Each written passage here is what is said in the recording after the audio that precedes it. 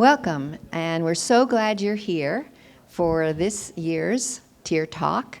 Tier Talk has been a kind of crowning part of homecoming for the past, since 2014, and we are always very happy to bring the various topics that we do on Tier Talks. There's one live presentation on Tier Talks in homecoming, and then we have an online one in the spring. I hope you will check out and participate in the online spring one.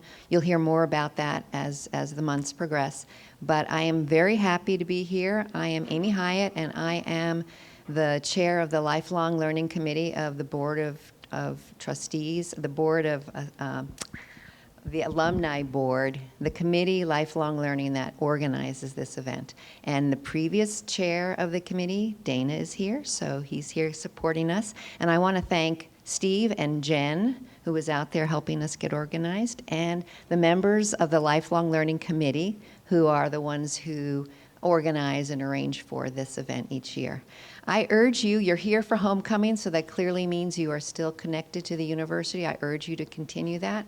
And I want to mention one other program that we have, of many programs for alumni, is the book club. If you're not already a member of the book club, I urge you to consider it. It's online. The book club members, now over 1,400 alumni are members of that. So please do consider joining. And one of the best parts of the book club is that after we finish the book, we get to talk online with the author and ask him or her questions about the book that they wrote and why and how. And so that's fascinating. But there are a lot of other activities too, and I hope you will connect to more and more as the years go by. So without further ado, I do want to turn the mic over to Steve Seepersaud, who's going to introduce our wonderful speaker today. And I hope you enjoy the program.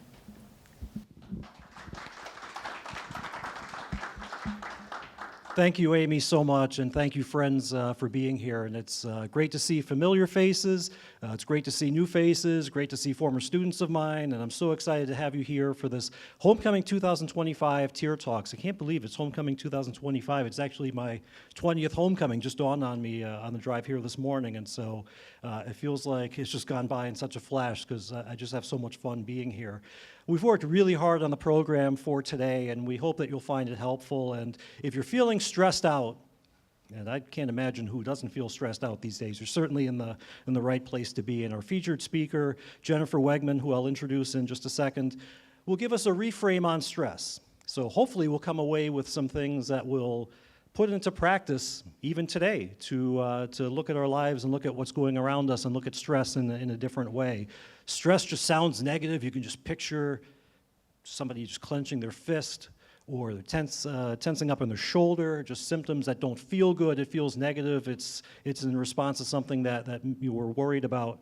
But it could be a good thing. And that may sound a little funny on the surface to think of stress being a positive aspect of life and not only a negative, but as we'll hear today, it can be a catalyst for positive change and getting things done in our lives that we want to see happen.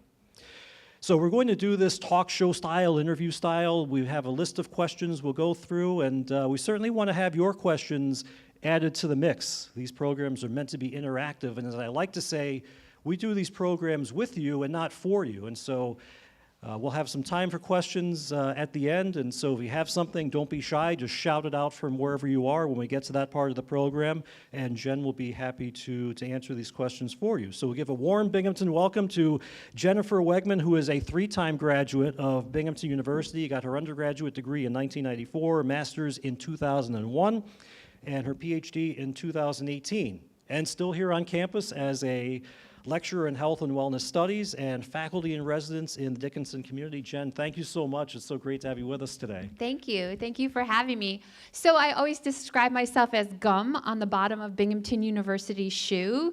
They literally cannot get rid of me. I just keep hanging around. Undergrad, master's, been teaching for a long time, and then my children came here. Both of my boys graduated from here. They literally cannot get rid of me. Well, we don't want to get rid of I you, hope so not, but stick around at least for the next 90 minutes or so. Even if they wanted to, they couldn't. I wouldn't let them. So to get us started talking about stress, how stressed are we? I feel pretty good today. Hopefully it'll stay that way, but how stressed are we generally? Well, as a nation, as a society, we are a very stressed society. if we look at what's happening and we look over the course of the last 30 years, our stress has been on a trajectory. And it's consistently year after year just getting higher and higher. And there's a lot of factors for that. But I think one of the things that we'll unpack over the course of our conversation is what can we do different so that we can start to change? Because this trajectory is unsustainable. We can't continue to go in this direction. It's not good for our physical self, our social self, our emotional self, our spiritual selves. And it's not good for our society. A society that is as stressed as we are loses productivity, has trouble problem solving, and just overall isn't healthy. But the thing that I'm hoping that I'm going to be able to help you walk away with today is the concept that we can be in a stressed space and ward off some of that negative stuff. Still be productive, still be motivated, still be healthy, and still be stressed at the same time. So as we talk about how stressed are you, I'm actually really curious. How stressed are you guys? So how many of you, I'm hoping not right in this second, because if I'm stressing you out, then I need to find a new profession. But I'm really curious, in general, how many of you are feeling pretty stressed in general? Okay, a few people, okay. Well, I do a lot of talks. I work with college students every single day. I talk about this topic every single day. And one of the things that I see, whether I go to my son, who's a middle school health teacher, if I walk into his class and I'm talking to sixth graders, I was just in Charlotte, North Carolina on Wednesday talking to real estate agents. Anybody that I'm talking to, from sixth graders to adults, everybody in the middle, everybody understands the concept of stress. And most people are feeling it for whatever reason, and we can talk about that. But I have a question for you, and I think this is going to be a really good way to lay a foundation for our talk.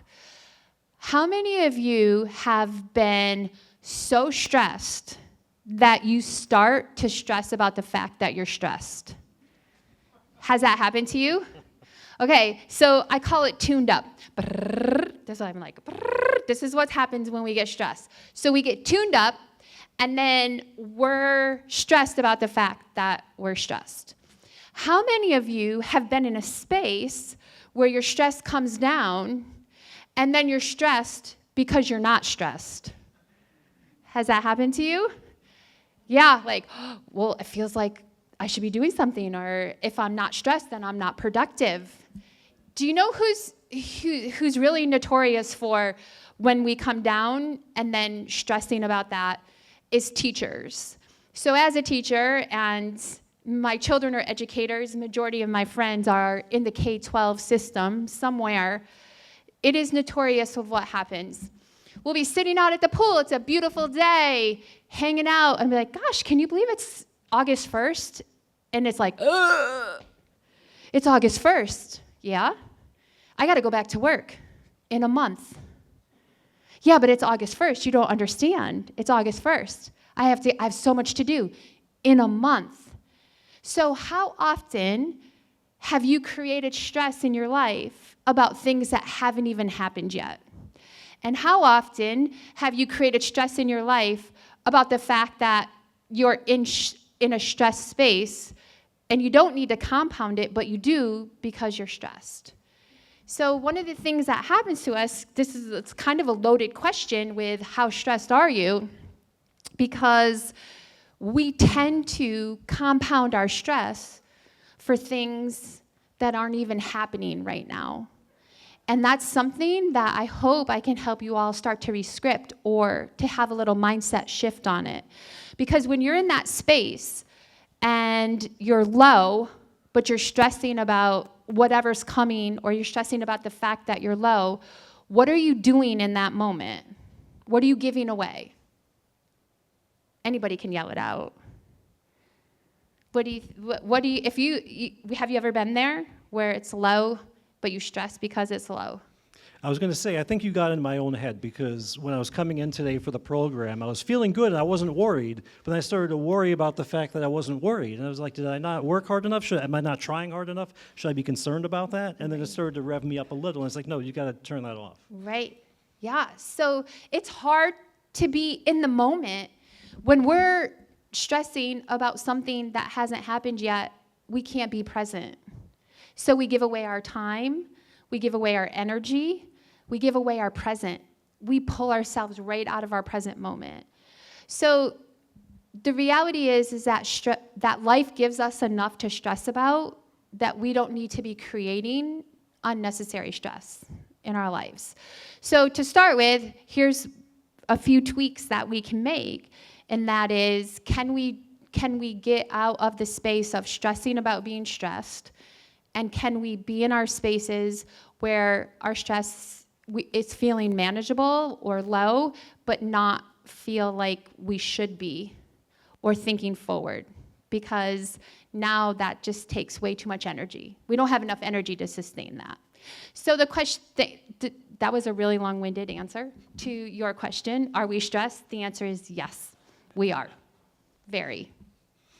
I coined a phrase recently, emotional vertigo. And it came from being treated for having real vertigo, where something would tense up in my shoulder, and then it would kind of run up and hit my inner ear just the wrong way. I'd be driving, all of a sudden, it felt like a normal day, and I was like, whoa, like something threw me out of balance. I couldn't tell if I was going to have a panic attack or what was going on. It was very scary. And then I realized it was vertigo, and I got treated for it. But emotionally, it's like you can be in this space where you're feeling really, really good, and all of a sudden, something kind of goes off script, like, whoa, like now I'm all messed up. Yeah. So, yeah. Or even emotionally, there's something called foreboding joy, where we are in an emotionally positive space, but we can't stay there because we just know that the shoe's going to drop. We know something. And so it takes away our happiness, our joy, our contentment, whatever the case may be. So in thinking about stress, and we know what that looks like or feels like, or I know what it looks like or feels like for me, or can know what it looks like and feels like for my 16-year-old son or my wife or anybody else that's in my circle. How would you define stress? I mean, it's kind of one of these, it's like any other word where it's like, I know what it feels like, I know what it looks like, but to define it, can be tricky. It can be tricky, yeah. So this is actually one of the ways that I start majority of my presentations. How stressed are you? And people can tell me how stressed they are. And I'll say, what stresses you out? And people can name all of their stressors, everything that stresses them out. What happens to you? Laundry list of what happens to you when you're stressed. And then I'll say, what is stress? And this is what I hear. Nothing. I get silence. And then what's really interesting is people try to describe stress by what causes it, and by how it feels, and by its outcomes. So if you were just thinking through that question in and of itself, think, what was the first thing that popped into your head when I say, what is stress? Or we ask the question, what is stress? It's really hard to articulate. We know what it feels like, we know what causes it, we know what happens when we have it, but we don't know what it is. And this is problematic, because if we're asking people to think about it in a different way, or to navigate it in a different way, but you don't know what it is, how are you gonna do that? I was in a freshman univ class yesterday, and I was talking about this exact subject, and I said, think of it this way. You're in this univ class, and you walk in, and I put a quantum physics test in front of you, and I say, take this exam. You wouldn't know where to begin unless you were a quantum physicist. You wouldn't know where to begin. We do the same thing with stress. We're asking people to navigate it. We're asking people to put their arms around it and deal with it and cope with it, but we don't know what it is. So if I can make it as simple and realistic as I possibly can, stress is a process, and we all go through it. And one of the things that I'm going to challenge everybody to think about is it's not good or bad. It's just a process. We have a biological and a psychological process, and they're marrying each other. So they inform, they're paralleled, and they're informing each other, and they're both happening at the same time. But if we think about the psychological process, because it really is for most of us starting there, And I'm going to pin for most of our conversation life-threatening situations, because biologically that's very different. That's a different process. And if you have questions about that, we can unpack that at the end of our talk. But most of what we're dealing with on a regular basis is chronic stress. And that's more psychological than it is a life-threatening situation. So we're just going to pin that for a second. What we would define from a psychological perspective, stress is. Now, I'll break this down for you, so I'm going to say it in one big sentence. Stress is a relationship, a transaction, or an interaction between a person and their environment that needs to be appraised as significant, taxing or exceeding resources for coping. That's Lazarus and Folkman, 1984, the standard psychological definition of stress. So let's break this down, because I think if we understand the definition in and of itself, you right now can reclaim some of this power. So stress is a relationship, a transaction, and interaction between a person and their environment. What's your environment? Stressful. Stressful. But like, how would you define your environment? What? It's life, exactly, dead on. It's life. It's everything that is happening in your life is your environment. You're in a non-stop relationship with life. So you are consistently appraising, evaluating, making decisions about these interactions in your life. And your brain is deciding, is this significant? Is it taxing? Or does it exceed my resources for handling it? So when we think about this, that in and of itself, is it taxing, is it significant, or does it exceed my resources? If you didn't care, you wouldn't stress. It has to have some sort of significance and meaning to it, or you wouldn't stress. So we could be in an interaction and it really couldn't be any of those three things, and I might see it as benign or irrelevant. It doesn't matter. But it could be significant, taxing. So then it would therefore be appraised as a stressor. But if we think about appraisal, resources, and coping, what do you think is really unique about those three things? If I'm in an interaction with my environment, I got to appraise it, I got to take stock of what my resources are, and then I got to actually cope with it. What does that make stress for each and every one of us?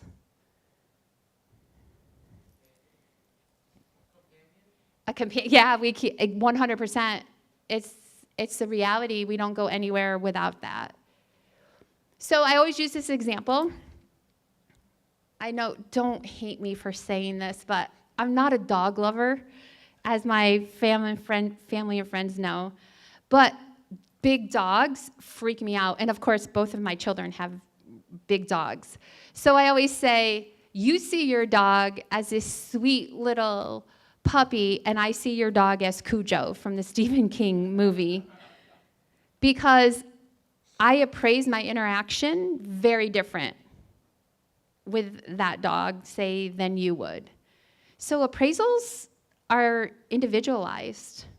You bring your own truth, your own experiences, your own values, your own beliefs into every interaction. Have you ever been in the same exact situation and somebody has a full-blown stress response and you're going, what's that all about? That doesn't make any sense to me.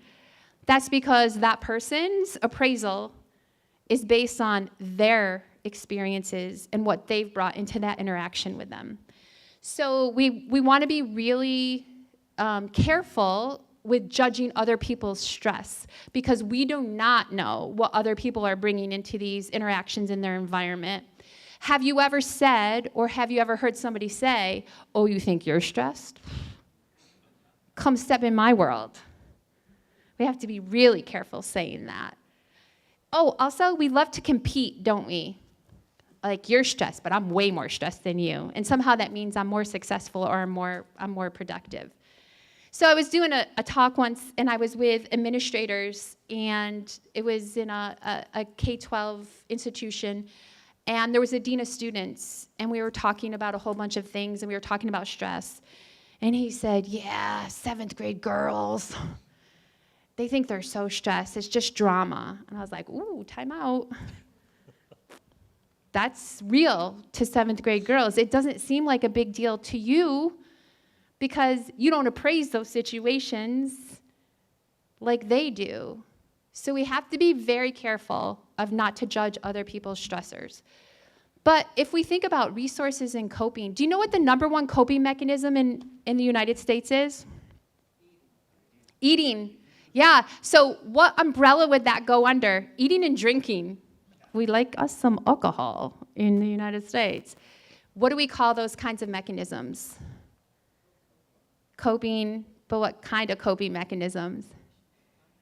Unhealthy, addictions. They're avoidance. And then there's all sorts of ways that we can avoid dealing with our stressors. So our #1 coping mechanism is avoidance. So if we think about this definition, we got to appraise, we got to take stock of our resources, and we got to cope. You could cope. You could use an avoidance technique 99 out of 100 interactions. On your 100th interaction, you could choose a different coping mechanism. You have that much power. Now, what happens is that we knee-jerk. We're on autopilot all day, every day, most of us. So we just knee-jerk these interactions with our environment, so we're not aware. But once we start to bubble these things up to our awareness, we have the capacity to choose a different coping mechanism. So you can change your appraisals. Have you ever knew something about this situation, and then maybe somebody offered you a different perspective, and you said, oh, okay, I see that in a different way now. We can always reappraise a situation. So we can change our appraisals, we can always build resources, and we can always choose a different coping mechanism. So what we tend to think is that stress happens to us. It's just out of our control. It's just this thing that's inevitable and it's crappy. But this definition in and of itself allows you to reclaim some power over stress because, again, outside of life-threatening situations, there's a little space between your stressor and this process that we're talking about where you have a little bit of control. And that in and of itself should be really empowering to all of us so that we can move this thing that we call stress. I love that, it's our companion. We're always gonna have it. And instead of moving it to something that's outside of us, we're gonna put a little bit of it back into our control. I used to have this strategy of trying to surround myself with people who were more stressed than me because it made me feel better about my own situation. And that worked until it stopped working, and then I had to come up with something else. And stress as a companion, I kind of look at it as like the unwanted house guest. It's staying longer than 3 days, and it's like, just go already. But you bring up such an interesting point.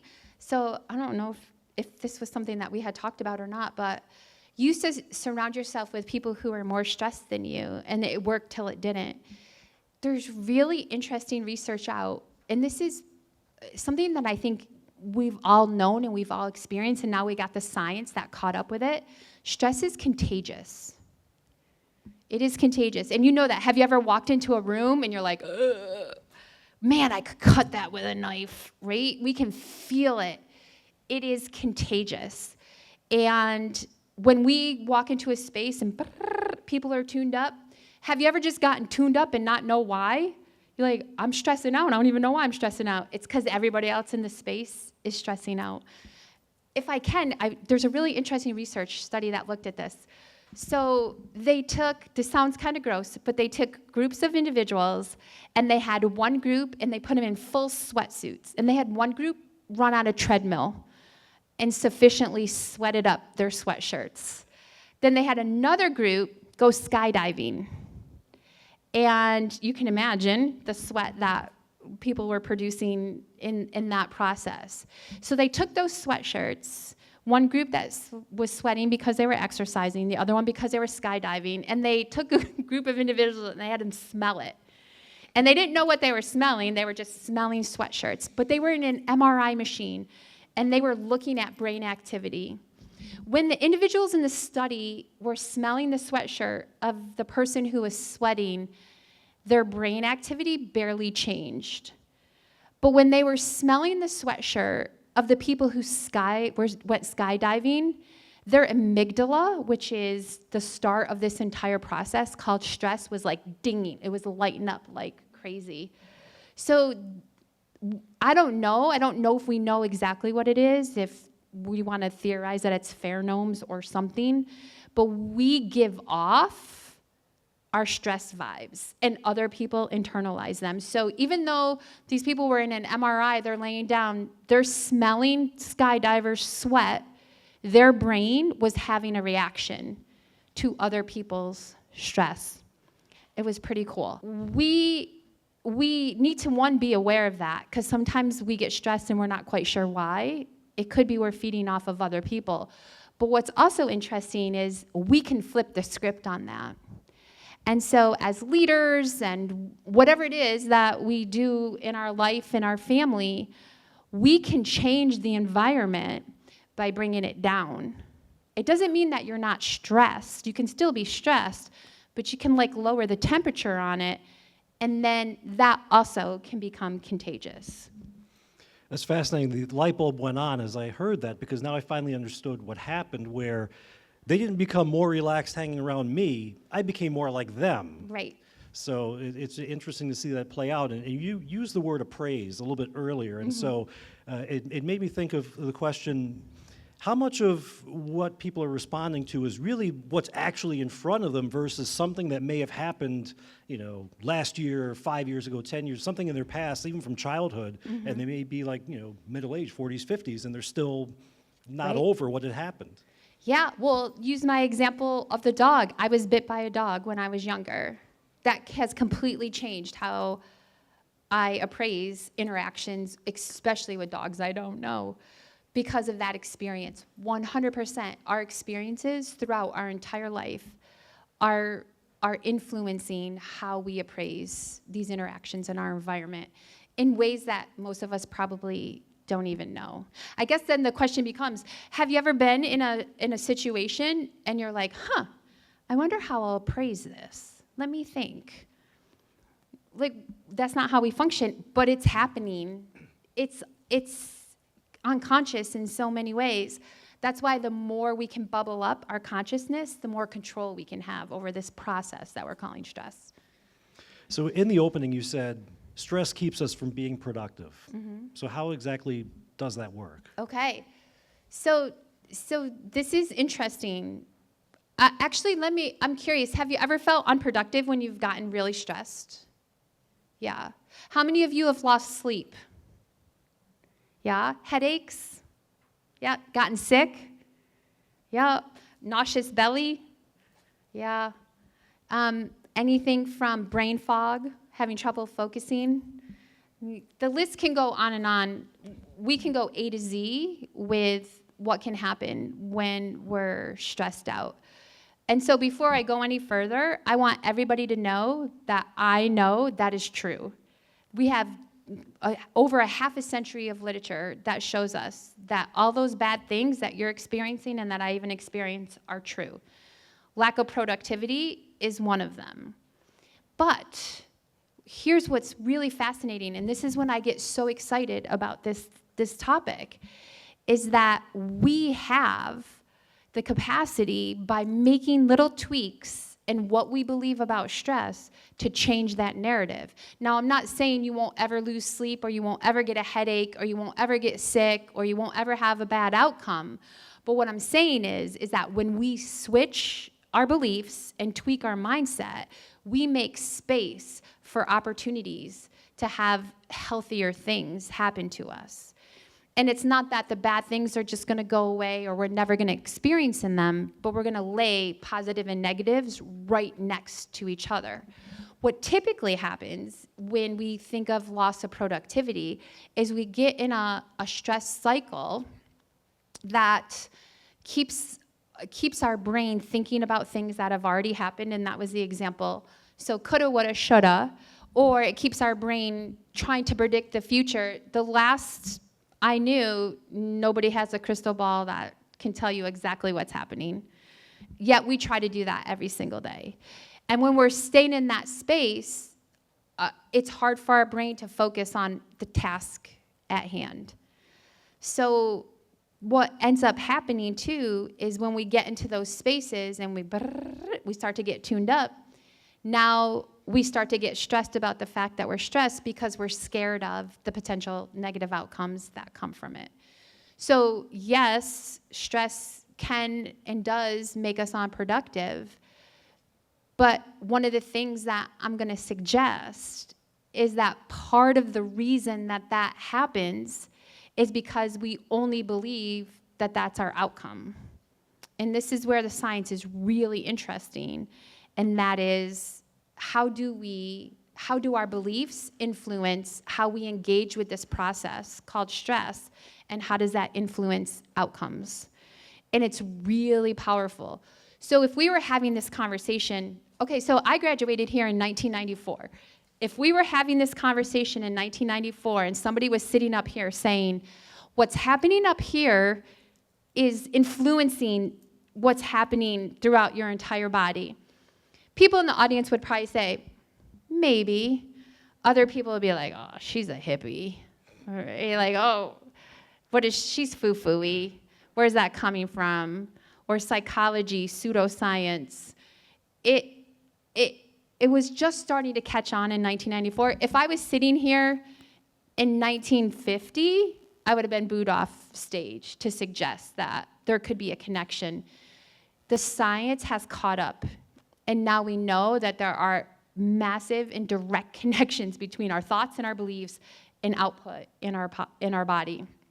So your beliefs and your mindsets are not inconsequential. They're having a major impact on how you're engaging with this thing that we're calling stress. So we've used the word mindset a couple of times, and stress mindset was part of the title of this event. So describe for us what the stress mindset is. Okay, so if I ask you all a question, knee-jerk, is stress helpful or is stress harmful, or is it both? What would most of you say? Helpful? Both? Who would all say both? Okay. Okay. How many people feel like straight up harmful? Okay, a few. All right. So I wish that we had more capacity for this, because one of the things that I love to do is to say, think of one word that describes stress. And I usually use like a poll everywhere, and we'll get a big screen. And the biggest word across the board that always comes up is anxiety. But I'll see things like anxiety, tension. I was doing this the other day, someone wrote pure hell. That's like kind of our perspective of it. Then I'll say, do you think stress is helpful, harmful, or both? And most people say both. But where does your brain go when I ask you to think about stress? It tends to go to the negative. I don't know about every single person individually, but as a whole, we tend to go to a negative space. That's a mindset. What are our beliefs about stress? What are our beliefs about learning? What are our beliefs about intelligence? What are our beliefs about personality? We have all of these mindsets. So if I can back it up, we have to have mindsets because we live in a world that is full of thousands and thousands and thousands of possibilities. And if we didn't have mindsets, we wouldn't be able to function. So do you know how many decisions you make a day? Do you know what? I asked this in class one day, and a student raises their hand and they said, 50? And I said, what world are you living in that you only have to make 50 decisions a day? It's actually tens of thousands of decisions that we make a day. From the moment you open your eyes to the moment that you close your eyes, you are a decision-making machine. So your alarm goes off. You have to decide if you're going to hit snooze or you're going to get up. Are you going to brush your teeth? Are you going to take a shower? What are you going to wear to work? Am I going to eat breakfast? Like, all of this before 15 minutes of your day begins. Could you imagine if you had to process every single decision you had to make? You wouldn't be able to do it. We would be stuck. So we set up routines and we set up habits, but we also set up mindsets. Mindsets come in play and they function so that we don't have to sit with particularly contradictory information. So if there's two sides to a story and both sides of the story can be true in some way, shape, or form, then our mind creates a pathway for us, like a little filing cabinet to pull information out of so that we don't have to sit in that information. We can just make quick decisions and we can process through life. So we do that with stress because it's a paradox. Stress can be harmful, but it also can be helpful. So the way in which we navigate through this process is our mind develops a mindset. And that is so much created on our narrative. How many of you have seen in everyday life, I forget about like the literature and doing the research in it. How many of you have seen in everyday life stress spun in a positive direction? A few? Okay. Most of our narrative is looking at stress in a negative way. We have to get rid of it. We have to eliminate it. It's dangerous. I show this to my class. Hans Selye, kind of the founder of stress, created something called general adaptation syndrome, and he laid out a framework for what happens to us. And we'll go through it with my class. I'm like, yep, I'm on board. Yep, I'm on board. Yep, I'm on board. And if you look at the graphic, and this is like 50, 60, no, even older than that, older than 60 years old, it says, if we do not eliminate our stress, we will get sick. This is exactly what it says, illness and death. No wonder we freak out about being stressed, because we think it's going to make us sick. So our mindsets are such because of the information, and all of a sudden we have a bad experience, and now we see stress as more debilitating as opposed to enhancing. So we set up these mindsets for reasons, experiences, discourse, whatever it is that we're hearing. But here's what's so interesting is when we believe that stress is harmful versus when we believe that stress has the potential to be helpful, it becomes a self-fulfilling prophecy. So have you heard the saying, if you look for it, you'll find it? Yeah. If we look for it, we'll find it. If we're looking for all the negative things that stress can do to us, we will find them. But if we make space for and challenge ourselves to think about some of the positive outcomes that stress is leading to, we can find those too.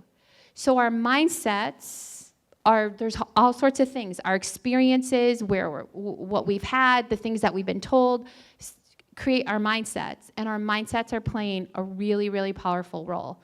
No different for a stress mindset. What are your beliefs about stress, and how is that playing out in this process that we're calling stress? So helpful, harmful, or somewhere in between. You know, I used to do programs like this, or anything where I'd be in front of an audience, and I would feel nervous. Mm-hmm. And I thought of something I'd heard somewhere where they'd said physiologically to be nervous about something or to be excited about something were basically the same, but it was just what you mentally loaded in as your expectation for it. And I felt like, wow, that really is like game changing. I'm like, all right, I am excited about doing it. And I thought about it, I get in front of an audience and like, there's nobody sitting there that wants me to do a bad job. They're all kind of rooting for us. So what is there really to be worried about? Right. And the more you start to feed those messages in the positive direction, spirals going up versus down. And so it seems to lead into the next question of, you know, what can we do to spin it in the positive direction? If we know that, yes, it does have the potential, if leveraged properly, to be helpful, to help us to be effective, what are the ways we can start to turn it on in that direction? Okay. This is 14 weeks of a class called Stress Management, but I'm going to try to do it in a few minutes.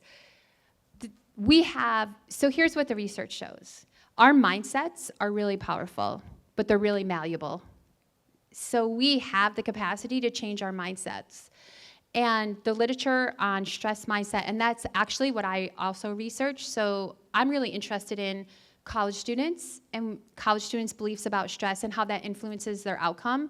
And I love to throw personality into the mix. So I want to know how the dimensions of our personality influence that entire process. While mindsets are really powerful, we pretty readily and easily can change them. And it doesn't take massive double-blind, placebo, randomized controlled research studies to change mindsets. And what the research shows is that planting a seed can lead to a mindset change. So learning a new way to think about it, and maybe that's true for some of you right now, is planting a seed that can lead to a mindset change. Have you ever had literally a light switch moment where you knew, and then like that, you're like, oh, I see it in a different, it's different now. Because somebody said something, or you had a new experience, or you had an epiphany. That can happen, but that's not true for most mindset interventions or most mindset changes. You have to put a little work in. So the first thing that you have to do is, what is your mindset? And so I'm gonna give you all a few challenges to think about. Sit with that question. Do you believe that stress is helpful, harmful, or both? And then if you say both, do you really believe both? Because where does your brain go when you think about stress? Do you believe that it helps you be healthier? Do you believe that it helps you be more productive? Do you believe that it enhances your relationships and your work? So sit with, one, your mindset, because we can't change it if we don't know what it is. And there's interesting research, and part of what I did, particularly in my dissertation, is we looked at this. You can't use it if it's implicit. It's functioning implicitly, and it's doing its thing, but you gotta harness the power, you gotta make it explicit. So one, what is your mindset? Two, we have to stop fearing stress. So when people say, oh, good stress versus bad stress, I always hit the pause button. And I'll say, stressors can be good or bad. Outcomes can be good or bad.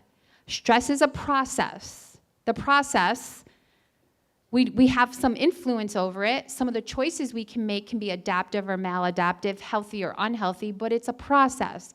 So rethink this concept of using good or bad when we talk about stress, but also know that the entire process was always designed to be helpful, never designed to be hurtful.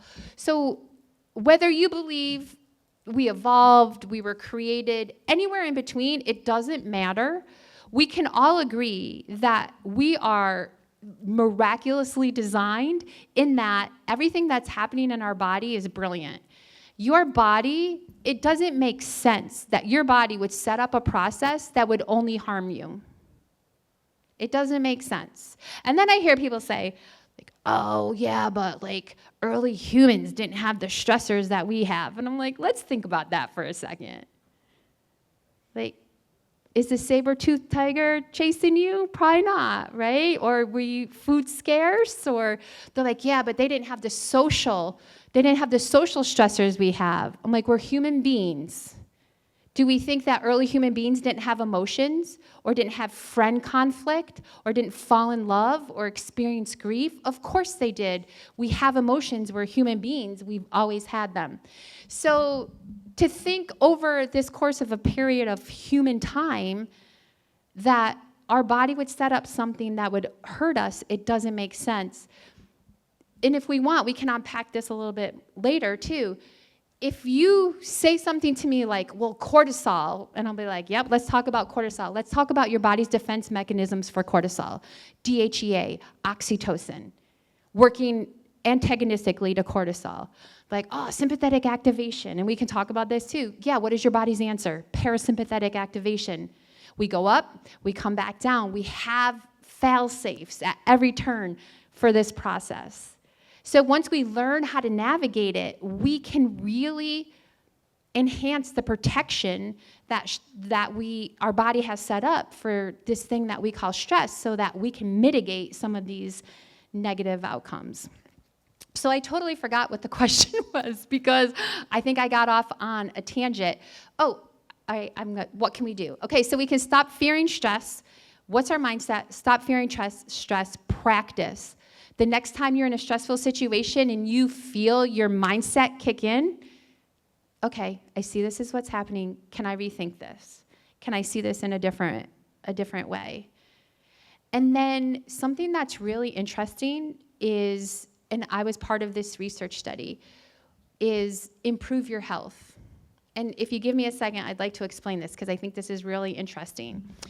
In 2018, some researchers came out and said their study found that if we help people be healthier, they'll appraise their stressors in a different way. I thought, wow, that's really interesting. The healthier we get, but I could make those connections, right? The healthier we get, it changes how we see life. It changes how we engage with stress, so how we may appraise stress. So I thought, gosh, I am in a department where we have 2,000 students come through our doors every semester, and that's my job, and the job of my department is to help people be healthier. What if we looked at college students and we said, can we help them be healthier? What would that do to their mindset? Would it change their mindset? And the answer is yes, and this was pretty cool. So I worked with the School of Management on this. So I was with Dr. Shelley Dion and some of her colleagues. And we also threw personality into the mix. So what we found is over the course of a semester, in 2 credit B classes, that is a gen ed, everybody on campus has to take it, without even talking about stress. Some classes don't talk at all. Other classes might have an hour, like one session on stress. Could we change stress mindsets? And we did. We were able to move the needle to more enhancing by helping students be healthier. Want to hear something even cooler? So we looked at personality. And we said, okay, if we put personality, what's the interaction? What would it look like for personality?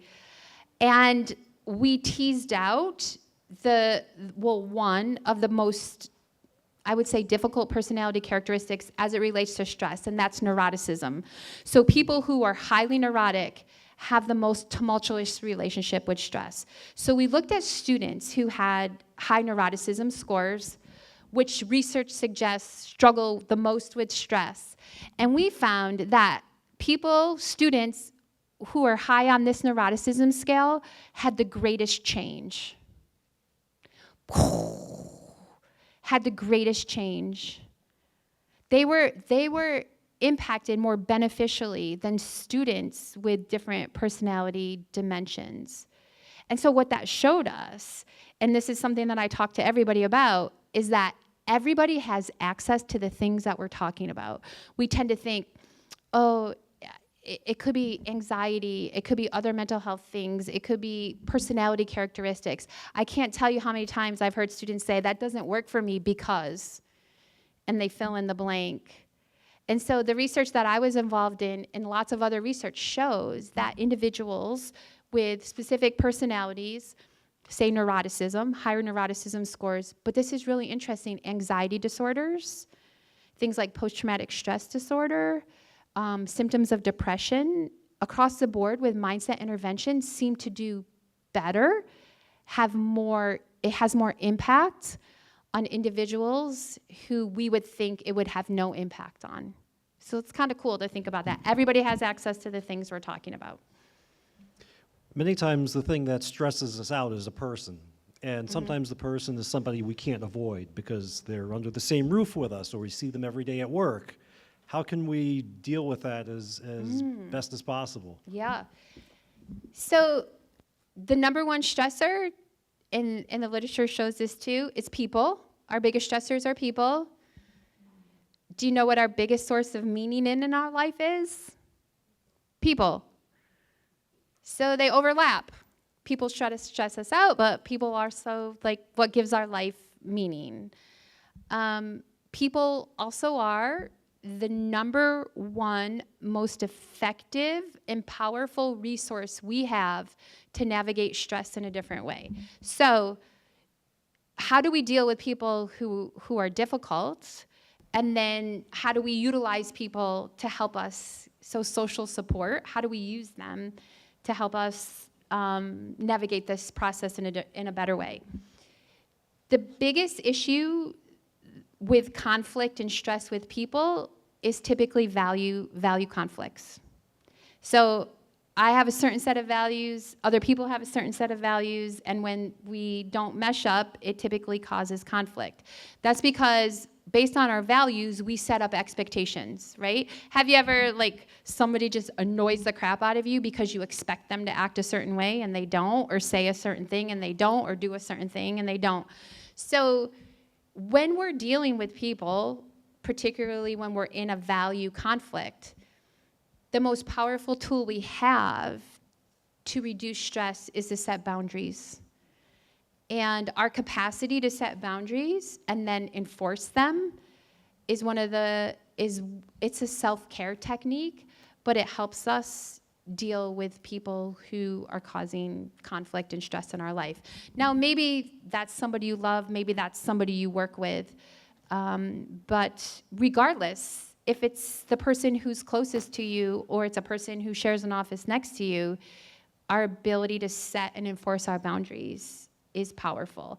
And we tend to think that boundaries are mean and rude and not compassionate. And Dr. Brene Brown, who does a lot of work on vulnerability and compassion, she said that the most boundaried people in her research, she's found the most boundaried people are the most compassionate people. Because when we set boundaries, what emotion is it hard to feel? If I don't have a boundary and you keep crossing my imaginary boundary, what do I feel towards you? Anger, resentment. When I'm boundaried and I enforce my boundaries, it's hard for me to feel resentment. If I don't feel resentment, then I can be a compassionate person without resentment. The flip side of that is how do we invite people into our lives so that we can use this really powerful tool that we have? And boundaries are a good way to do that. But one of the things, and I don't know who in here feels this way or not, one of the things that I hear people say, my students say this a lot, I didn't reach out, I didn't connect with my family about this, I didn't tell my best friend, I didn't tell my roommate because I don't want to be a burden. I hear that a lot. I don't want to be a burden. And that's something that we have to re-script, because when we get in this cycle of I don't want to be a burden, then we're taking our capacity to connect with other people kind of off the table, because we have to be willing to share what we're going through to connect, to be able to use that really powerful tool.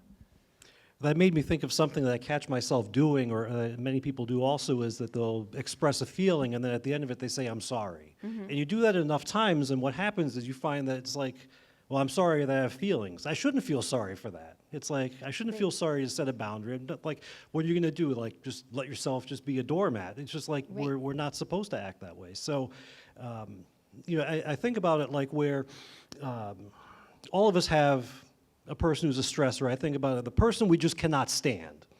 Maybe it's somebody in your family or it's a neighbor. For me, it's a neighbor. And I think, Are I'm they not going to here? go into detail on that, but they are not here. So we'll just kind of leave it there, thank goodness. And if they watch this later, I'll just leave it ambiguous so maybe they don't figure out it's them, but it's probably obvious enough. But I think about it where they may look at it like, maybe I'm the person that they can't stand, or somebody else like out there, like Steve is the person they can't stand. So it gets me out of my head a little bit. Yeah, because you might be somebody's stressor. Yeah. Right. Yeah, I don't think I'm sure I am. And I should stop doing it. And I talk about this stuff every single day, and I do the same things, like thinking to myself, I don't want to burden you. I'm sorry I'm putting this on you. But I also know that my strongest weapon is my ability to connect with other people. And I'm a processor, so we all stress in different ways. I'm a processor, so I need to talk through. So I have my people who I know that I can do that with. And I've had those conversations with people where I say, if I've done something that has bothered you or that is annoying, just tell me, and you'll feel better, and it's not going to offend me, because it would be worse if I just kept on doing it over and over. I mean, that would be so much worse. Right, yeah. Not me, I say keep it to yourself. Don't tell More me. conflict avoidance. No, I'm joking.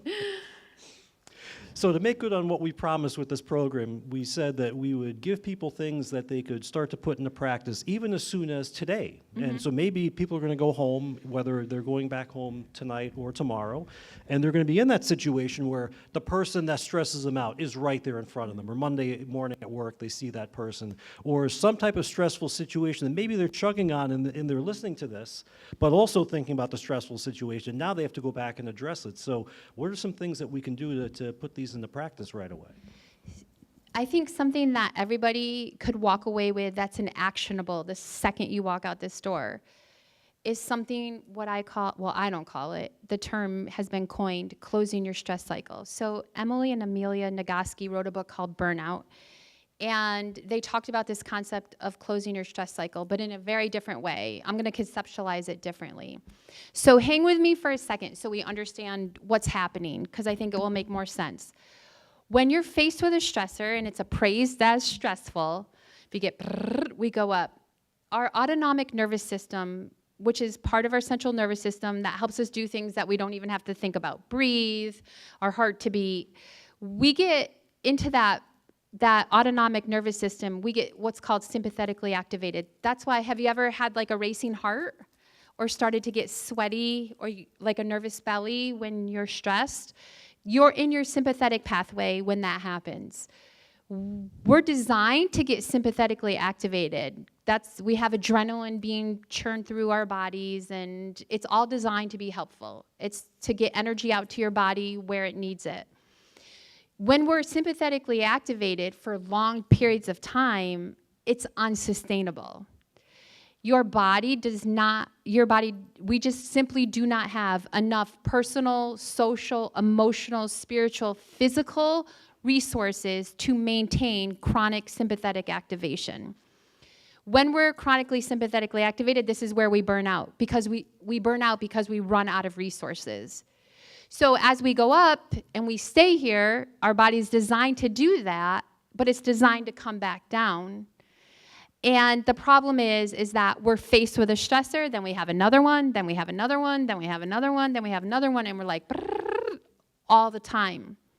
And then we can't figure out why we're tired, why am I having trouble focusing, why am I unproductive? So if I can circle this back to where we started, here's how we prevent that, or at least ward it off. We have to close our stress cycle. By doing that, we come out of sympathetic activation and we bring our body back to center. And we do that through our parasympathetic pathway. Our parasympathetic pathway brings us down. Heart rate comes down, blood pressure comes down, respiration comes back to normal, digestion starts to work properly again. Your body has a built-in mechanism to bring you out of a space that you can't live in. Now, there's all sorts of things we can do to come back to center. And I guarantee if you gave yourself just a few seconds, you'd be like, oh yeah, I know I do this. I like to read. I like to go for a walk. I like to run. I like to hang out with my friends. I like to binge watch mindless Netflix. I love hugs. Whatever it is, you know that you do it, and you know that it brings you back to center. But there's some really interesting evidence-based techniques that we can do, one of which is the most powerful parasympathetic activator that we have. It's free, it's accessible, and we can access it at any time. Anybody have a thought what that could be? Oh, smiling's a good one. Smiling is a good one, but breathing is, and I have students say, well, I'm breathing right now. And I was like, yeah. I always say, thank goodness breathing is part of our autonomic nervous system, because could you imagine? I always say if our students had to remind themselves to breathe, they'd be in like TikTok and they'd forget to breathe. Yeah, so breathing is really powerful, but it has to be intentional. So it has to be deep breaths. So here's protocol. 80% of lung capacity with an elongated exhale. So deep breaths in, and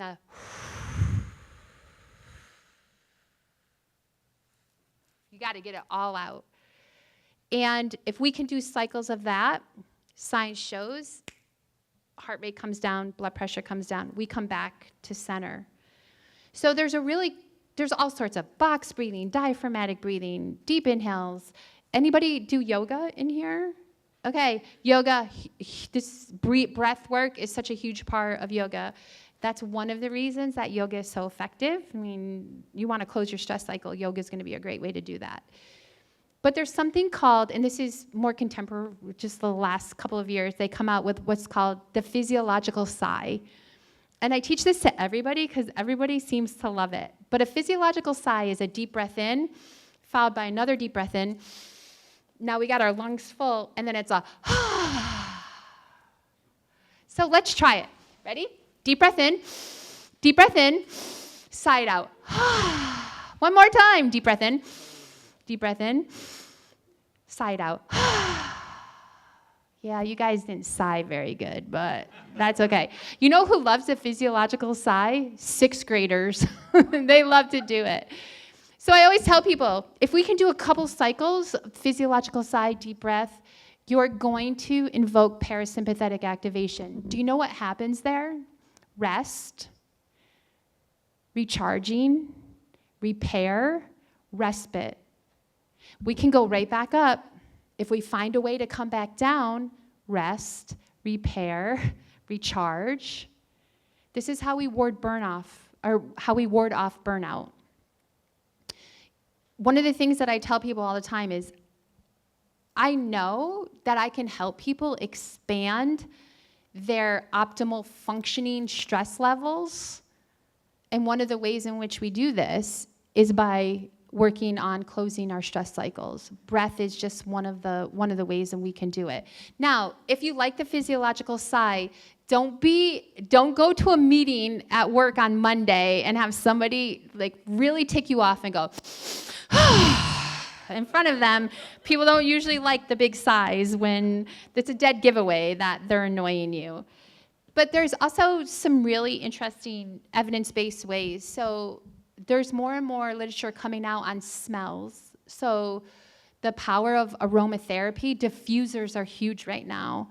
So certain smells are invoking certain things, but we know that aroma can invoke parasympathetic activation.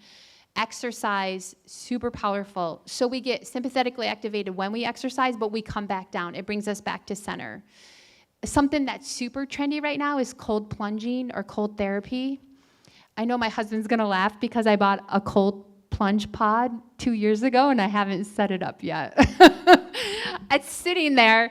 I'm bought in on cold showers. And the science, for a whole bunch of other reasons too, but the science is interesting. It brings on a strong parasympathetic response. So whatever it is that you do to close your stress cycle, you gotta do it. Here's what happens, because we get on autopilot. We're like, stress. We're like, ooh, it's been 2 weeks and I haven't closed my stress cycle yet. You got to do it every day. Ideally, when you go up and you go up really high and really hard, you use some breath to bring yourself back down. But whatever else it is that you're doing, you got to do it consistently every single day. And here's something that I'm going to say, promise. I'm going to promise it. If you do that regularly, you will see a difference in your capacity for stress. And I feel confident in saying I can promise that to you if you have the capacity to do that. And then one last thing. We have to get off autopilot. Autopilot is an unconscious way of living. Here I am, got to do this, got to do this, got to do, and like I'm about always ahead or always behind, never in the moment. There's research that shows, actually, I think some of this might have been done with like mindful-based stuff was done on campus. But research suggests that as a society, we live 50 to 75% of our day on autopilot, meaning an unconscious way of functioning through life. So just think about that for a second. 50 to 75% of your day, let's go at the low end, 50%. 50% of your week, you're not present for. 50% of your year, you're not present for. 50% of your life, you're not present for. That's problematic because you deserve to be present in your life, and the people who love you deserve you to be present in your life. But when we are on autopilot, we knee-jerk stress. So what's the definition of insanity? Right? Doing the same thing over and over again, expecting a different result. That is how we stress. We're in an insanity stress cycle. We keep going into stressors and we keep doing the same thing over and over again, and then we're going like, gosh, why do I keep getting crappy outcomes, or why does this seem so negative? Because we're doing the same things. If we want different outcomes, we got to change something about the process. And one of the things that we can do is we can be more mindful. Do I think that we could be the Dalai Lama and just be mindful all day, every day? No, because we're mere humans. But Do I think that you can spend more than 50% of your life in the moment? Yes. So we have to find ways to become into the moment.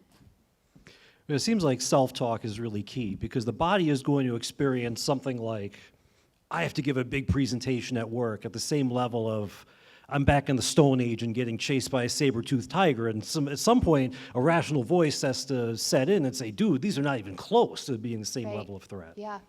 So I know we're running out of time, but there's something really interesting. There is the #1 textbook, stress management textbook, used on universities across the country. They talk about chronic stress, and they say this: chronic stress is dangerous because our bodies cannot distinguish the difference between a life-threatening stressor and more mundane things like debt, a disagreement with a friend, or an exam. And I always say to my students, does that feel accurate? They're like, yep. And I say, okay, like, let's back this up. In the brilliance of our design, would our body only have one interpretation of the stressors in our lives? No. If you've ever been in a life-threatening situation, you know that there's a difference between that and then walking into work every day. Our bodies can tell the difference, right? And I'll pin like certain disorders where our bodies struggle to tell the difference. But majority of people, our bodies can tell the difference. So again, here's where knowledge and application of the concept of stress is powerful, because we think we only have fight or flight, flight, or freeze, sometimes fawn, people want to add that. But that's not true. If we only had fight or flight, we would be in consistent conflict with everybody all day, every day. So we have other pathways that we can use, and our bodies can tell the difference. Your body, if you are in a life-threatening situation, before you're even consciously aware, your brain has already made decisions. It's already doing its thing. It doesn't do that when you walk into work or you have a disagreement with a friend or a student's taking a test. So we do have other pathways. We just have to be aware that it isn't all like one way to react to stress. Well, as promised, there will be time for questions from any of you, and that time is now. So if you have a question that you would like to ask Jennifer, feel free to ask it. Just shout it out from wherever you are, and I'll make sure I repeat it into the microphone so it gets on the video. I think somebody has a hand raised. What are your feelings about ashwagandha for Okay, yeah, really good question. So ashwagandha is an herb and like a natural, it's a plant that has been shown to decrease stress. So I guess I just probably should get my biases out of the way to begin with. I'm not a big supplement person. I also teach nutrition on campus, and I think that there's a time and place for supplements, but I'm not a big supplement person. So here's what the science is showing kind of about that, is that it's helping people get into a space where they're reporting lower stress levels, because one of the things that ashwagandha does is it helps lower cortisol levels. But here's where I kind of diverge from that, and that is, first of all, cortisol is only one of our stress hormones. It's not the stress hormone. And I had a cup of coffee this morning, and coffee increases my cortisol levels but doesn't increase my stress levels. So we tend to think that cortisol goes up, that means you're stressed. That's not true. And cortisol is running through your veins, all of you right now. It's higher earlier, it's lower later in the day. What I do think, though, the benefits potentially of ashwagandha are, and other supplements of the like, is that they lower the cortisol temperature enough to give you space to do the work. So I don't think they're a magic bullet in any way, shape, or form, because you can take all the ashwagandha you want, but if you aren't closing your stress cycle, or if you're not working on appraisals and coping, it only can take you so far. So I think that it offers people an opportunity to do a little bit of the work like that we've been talking about, but I don't think it's a magic bullet. But it has been 100%. Well, nothing's 100%. The literature that I've read has shown that it decreases cortisol levels. I don't know if that answers your question or not. Oh, yes. Okay. Well, actually, I have something kind of like connected to it as well. Okay. So, office. Like the guy gets like hypnotized and he doesn't have any stress anymore and he just like doesn't care about anything. Yeah. Has there ever been like a symptom of a person just not having any stress response to a thing that they normally should have a stress response? Okay. Are you talking about a biological stress response or a psychological stress response? Okay. Okay. Yeah. And so when there is particularly some mental health disorders coming on, we could have a stress response, like an intense stress response to things that really probably wouldn't require an intense stress response. But there's also another side of that, like disassociation and when we get numb, where we engage with our environment and our affect just stays like completely flat, so that we could be in a stressful situation, but we're not having the same kind of emotional stress response that comes with it. So the answer is yes to that.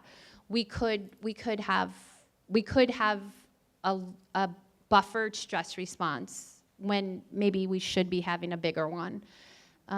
But we also, so cortisol is so interesting biologically. There's a sweet spot for cortisol production, and there are individuals who have blunted cortisol responses, and that is not a healthy stress response.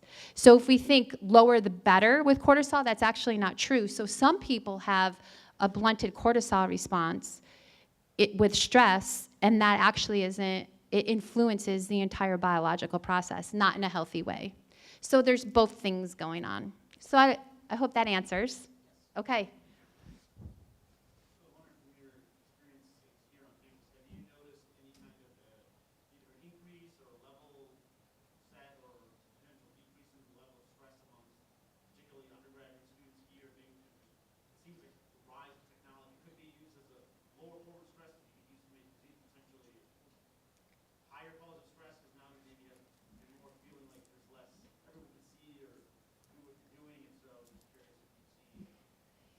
Yeah, so if I think collectively as an undergrad here myself and then working here, so 30 plus years, I have definitely seen an increase in the outcomes of stress.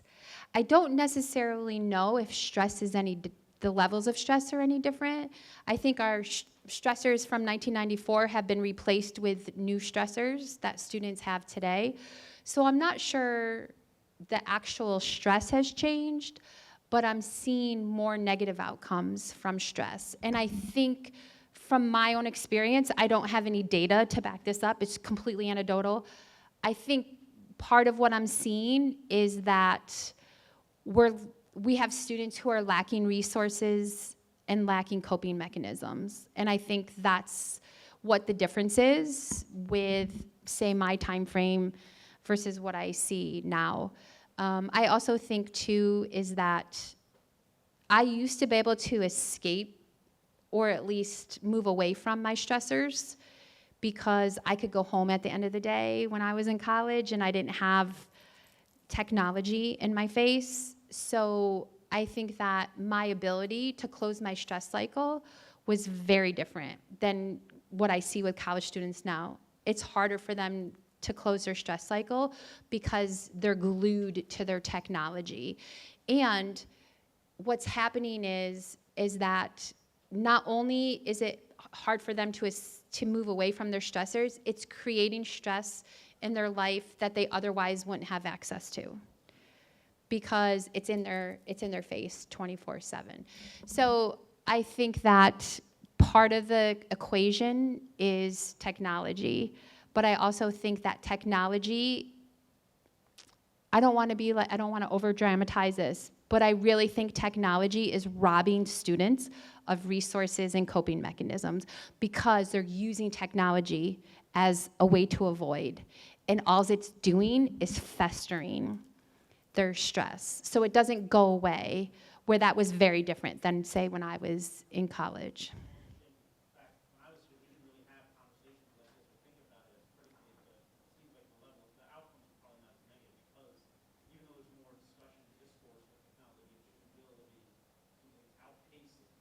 Yeah. 100%. And you know what's fascinating about college students is that they know it. They know, but they won't put the phone down. The conversations that I have with students is they know. So I teach a contemporary health issues class. Our textbook is a book called Stolen Focus by Johann Hari. And he talks about like why we can't pay attention anymore.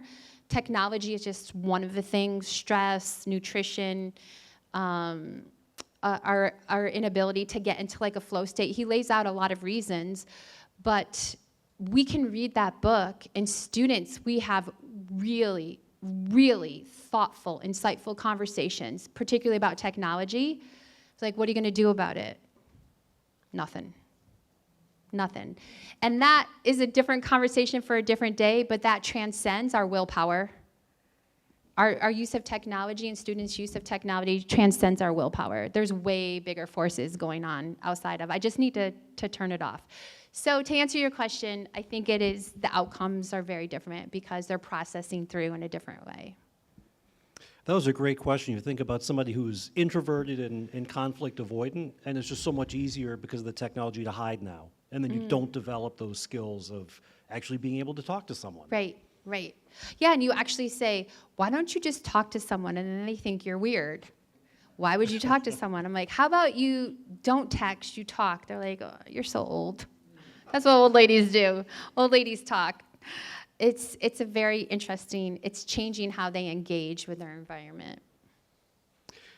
Well, pretty much right at 3 o'clock, so this is a good time to wrap up. Jennifer, thank you so much. Thank you. This was like Thank super you. informative. And I'll be here for a few minutes, so if anybody wants to chit-chat or has other questions, I would love to answer any more questions that you have. Thank you so much for having me. We have a gift bag for you on behalf of the Alumni Association to say Awesome. thank you for being our Tier Talk speaker for this year, and this was just awesome. So All thank you, and thank all of you for coming, and Yes, I hope thank you have you. a great rest of the weekend, and if you want to experience any part of this program again, it was being recorded, and we'll make it available on the alumni website sometime within the next week or so. So thank you again, and have a fabulous time at homecoming. Yes, thank you for coming. Everybody enjoy the beautiful day.